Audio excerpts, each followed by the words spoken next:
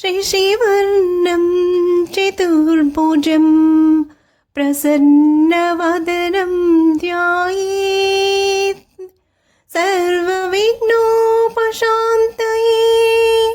ఆకజా ఆనన పద్మార్గం గజానన మహర్నిశం అనేకదంతం భక్తానాం ఏకదంతముపాస్మహే ఏకదంతముపాస్మహే. ఓం శ్రీ మహాగణాధిపతయే నమో నమః. ఓం గం గణపతి నమః.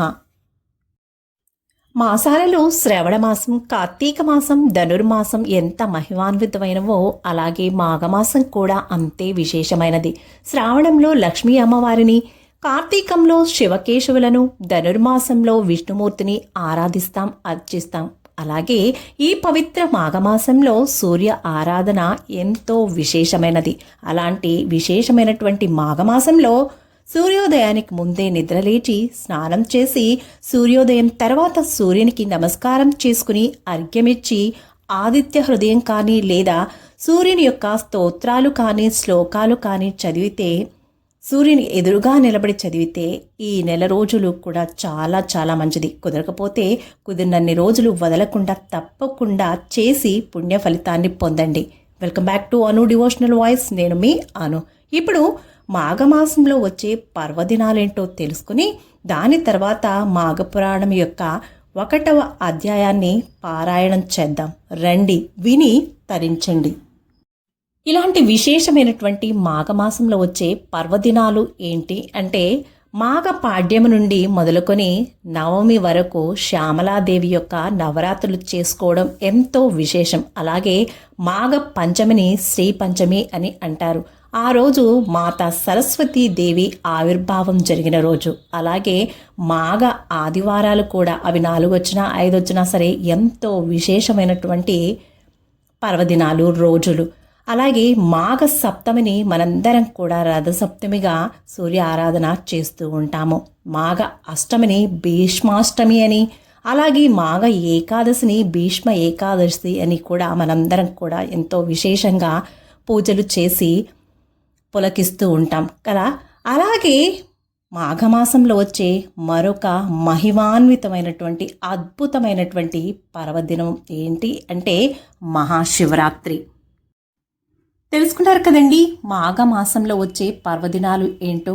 కుదిరిన వాళ్ళు అందరూ కూడా మాఘమాసం నెల రోజులు కూడా మాఘ స్నానాలు ఆచరించి సూర్య ఆరాధన చేసి తరించండి. కుదరకపోతే కనీసం ఈ పవిత్రమైన పర్వదినాల్లో అయినా సరే ఆ సూర్య ఆరాధన చేసి స్నానాలు చేసి మాఘ స్నానాలు చేసి తరిస్తారు అని మనస్ఫూర్తిగా కోరుకుంటూ, ఇప్పుడు మాఘ పురాణం 1వ అధ్యాయాన్ని మనందరం కూడా విందాం.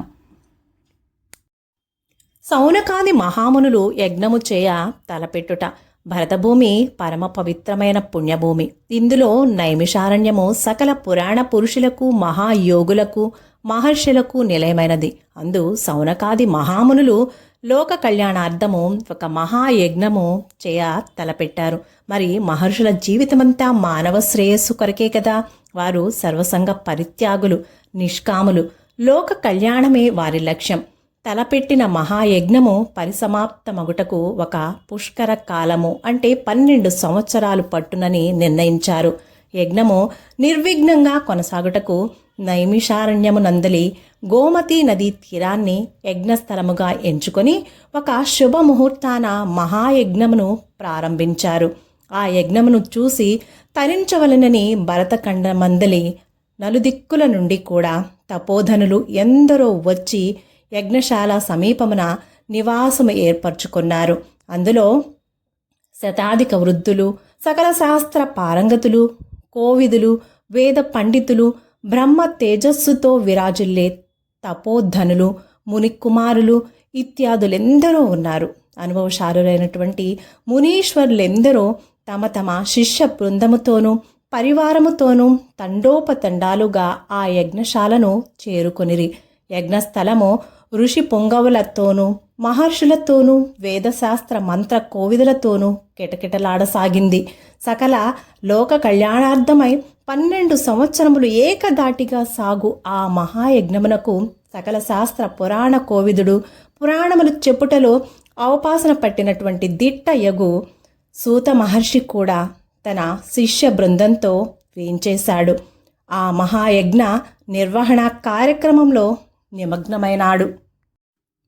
సూత మహర్షి రాకతో ఆ ప్రాంతమంతా సంతోష సాగరంలో మునిగిపోయింది. అక్కడున్న సమస్త జనులు సూతలవారి ఆశీర్వాదంతోనూ పర్యవేక్షణతోనూ యాగము నిరాటంకముగా కొనసాగనని ఆనందించారు. సూతలవారి దర్శన భాగ్యం కలిగినందుకు అమితానందం పొందారు. సూత మహర్షి వేదశాస్త్ర ఇతిహాసాది సమస్త విద్యలను ఆరితేరినటువంటి పండితోత్తముడు. సకల శాస్త్రములు ఆమూలాగ్రముగా తెలిసినటువంటి మహానుభావుడు. ఇవి అన్నీయు వారికి కరతలామలకములే. వారి ముఖ వర్చస్సు నుండి నిత్యము బ్రహ్మ తేజస్సు ప్రకాశించుచుండును. ఆయన నిత్య మందస్మిత వదనారవిందుడు. మేలిమి బంగారు పసిడి వర్ణముతో ప్రకాశించు శరీరము కలవాడు. అంతటి బహుముఖ ప్రజ్ఞాశాలి అయినటువంటి సూత మహర్షికి అక్కడున్న వారందరూ సాష్టాంగ దండ ప్రణామములు ఆచరించి ఆత్మీయత స్వాగత సత్కారాలతో ఆహ్వానించారు. ఆయనను వేనోళ్ల ప్రశంసించి, స్వామి, బహుముఖ ప్రజ్ఞావేత్తలైన సూత మహర్షి, మీ రాక మాకందరికీ కూడా ఆనందదాయకమైనది. మీ రాక కోసమే మేమింతవరకు కూడా వేచి చూస్తున్నాము. పుష్కర కాలము జరుగు ఈ మహాయజ్ఞ విరామ సమయంలో మీ నుండి ఎన్నో పురాణ గాథలను వినవలనని కోరికతో ఉన్నాము.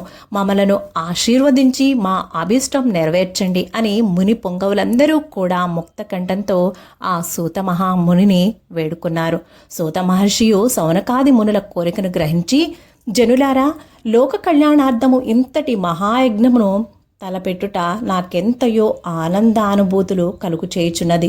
మీరు చేస్తున్న ఈ మహాయజ్ఞం పుణ్యకార్యమెంతయో శ్లాఘనీయమైనది. పైగా యజ్ఞ విరామ సమయములలో నా నుండి మీరు పురాణ గాథలను వినవలననే కోరిక మిక్కిలి అభినందనీయము. పుణ్యకార్యములందు పురాణ ప్రవచనములు చేయుట మిక్కిలి పుణ్యదాయకము. మిమ్మలందరూ నా శక్తి కొలది పురాణ ప్రవచనములు చేసి తృప్తిపరచగలను. అదే నా విద్యుక్త ధర్మము. కావున తప్పక మీ కోరిక నెరవేరుస్తాను అని సెలవిచ్చారు. సూత మహర్షి మాటలకు సంతోషించినటువంటి సౌనకాది మునులందరూ కూడా సూత మహర్షిని అర్ఘ్యపాద్యాదులతో పూజించి తగు రీతిన సత్కరించి ఉచితాసనంపై ఆసనులు గావించి, బహుముఖ ప్రజ్ఞాశాలి పురాణ పురుషోత్తమ పండితోత్తమ సూత మహర్షి, ఇంతకుముందు మాకు తెలియని పురాణ గాథలను చెప్పి మమ్మల్ని ఆనందింపచేశారు. మీ ద్వారా మేము అనేక ఇతిహాస రహస్యములను అందరి సారమును గ్రహించితిమి. వీలైనప్పుడల్లా మీరు మాకు నీతి శాస్త్రములను బోధించుచూనే ఉన్నారు. అయినను ఇది ఒక అంతులేని సముద్రము వంటిది. మీరు సమస్త లోకాలందు సంచరించుతూనే ఉంటారు. కావున సిద్ధపురుషులైన మీ నుండి ఎప్పటికప్పుడు క్రొంగొత్త విషయాలను నేర్వవలననే కోరికతో ఉన్నాము. కావున మాకు తెలియని విషయములు ఏమైనా ఉన్నచో విరామ సమయములలో వినిపించవలసింది అని ప్రార్థించుచున్నాము అని అడిగారు. సౌనకాది మునులందరూ క్రొంగొత్త విషయములను వినవలననడి కోరిక వెళ్ళబుచ్చుటచ్చే సంతోషించినటువంటి సూత మహర్షి వారితో ఇట్లు అన్నారు. ఓ సౌనకాది మునులారా, మీ మనస్సులోని కోరికను గ్రహించితిని. మీరు వినదగు నాకు తెలిసిన పురాణ గాథలను నా శాయశక్తులా మీకు వినిపించదను. ఇట్టి మహాయజ్ఞ పుణ్యకార్య సమయమందు ఇటువంటి పుణ్యకథలు చెప్పుట వలన నాకు, వినటం వల్ల మీకు పుణ్యము కలుగును. కావున నేను చెప్పునది శ్రద్ధగా వినండి, తరించండి అంటూ ప్రారంభించసాగారు. సూతలవారు పురాణ ప్రవచనము చేయుటకు అంగీకరించినందుకు మునులందరూ కూడా ఎంతో సంతోషించి, ధన్యులమైతిమి స్వామి అంటూ సూతలవారి పాదములను కండ్లకద్దుకొని, పురాణ పురుష పద్మ పురాణాంతర్గమయ్యున్నటువంటి మాఘమాస మహత్యమును వినవలననే ఉత్సుకతో ఉన్నాము. కావున మాకు మాఘమాస మహత్యమును ఆ మాసమునందు ఆచరించవలసినటువంటి విధి విధానములను ధర్మములను వినిపించి మమ్మలను ధన్యులను గావించండి స్వామి అని వేడుకున్నారు. సౌనకాది మునుల అభిష్టం మేరకు సూత మహర్షుల వారు హృదయానంద భరితులై, ఓ మునులారా, మీ కోరిక సరియైనదే, అతి ముఖ్యమైన విషయమనే మీరు అడుగుచున్నారు. మాఘమాసము ప్రారంభము కాబోవు సమయంలో మీరీ కోరికను కోరుట ఎంతయో సమర్థనీయమైనది, సమంజసమైనది. మాఘపురాణం వినుటవ అందరికీ శ్రేయోదాయకమే. ఈ మహాయజ్ఞ పుణ్యకార్య సమయమందు మాఘమాస మహత్యము వినిపించు మహద్భాగ్యము కలిగినందుకు నాకెంతో సంతోషంగానున్నది. సావధాన చిత్తులై ఆలకించండి అని అన్నారు. ఓ మునిశ్రేష్ఠులారా, నేను రోమ మహర్షి కుమారుడను, వేదవ్యాస మహర్షికి ప్రియ శిష్యుడను. నా తండ్రి సకల శాస్త్ర కోవిదుడొకటిచే ఆయన వద్ద నుండి నేను సకల శాస్త్రములు అభ్యసించి తిని, అదీనుగాక వేదవ్యాస మహర్షికి ప్రియ శిష్యుడనైనందున నా గురువుగారి దయవలన నాకబ్బిన జ్ఞానమంతటినీ కూడా 10గురికి పంచిపెట్టి పరమాత్ముని సన్నిధిని చేరవలననే కోరికతో ఉన్నాను. ఆయన దయవల్లనే మీరడిగిన ప్రశ్నలన్నిటికీ కూడా జవాబు చెప్పగలవాడినైతిని. ఇవి పుణ్యకథలు, సకల లోకములను తరింపచేయును, సర్వశుభములను ఒసంగును. పూర్వము మీరు అడిగినట్లే వశిష్ఠుల మహర్షుల వారిని దిలీప మహారాజు మాఘమాస మహత్యమును వివరించమని కోరాడు. కులగురువైన వశిష్ఠుల వారు చెప్పిన దానిని దిలీప మహారాజు శ్రద్ధగా ఆలకించి తరించాడు. దానినే మీకిప్పుడు చెప్పబోచున్నాను, విని తరించండి అని అన్నారు సూత మహర్షి. ఇది మాఘపురాణం 1వ అధ్యాయం సంపూర్ణం. శుభం. Thank you for watching. Please like, share, comment on my video. Please subscribe my channel.